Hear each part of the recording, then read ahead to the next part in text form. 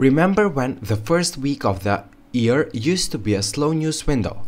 Welcome to the year 2 of the Trump presidency, which already has the heads of news junkies spinning faster than Sarah Sanders at a White House press conference.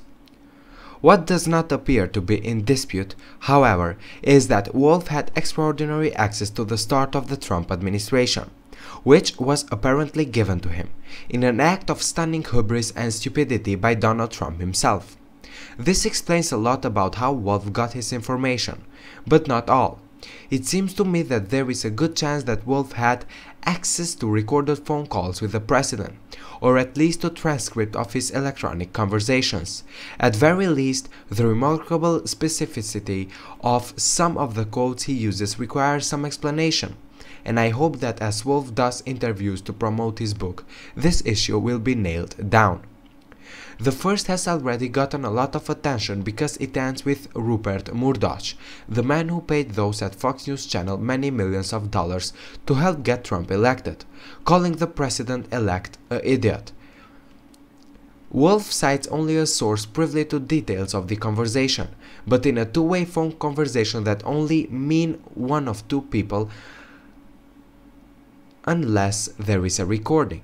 Therefore, unless there is a record of the call, Murdoch would have to be source of Wolff's information. Further heightening suspicions about Wolff having access to tapes is another phone call referenced much later in the piece. There, Wolff goes on 6 full paragraphs, filled with direct and specific quotes from a February 6th phone call Trump made unsolicited to a casual acquaintance. Now, if you were simply witnessing such a phone call and furiously writing down what Trump was saying as quickly as you possibly could, you would have no idea of exact time of the call. At most, you might look at your phone to be able to estimate the time of the call. Again, I could be wrong about this, but there is definitely enough smoke here to demand some explanations from Wolff. I wish that I trusted the news media to ever get the bottom of the all.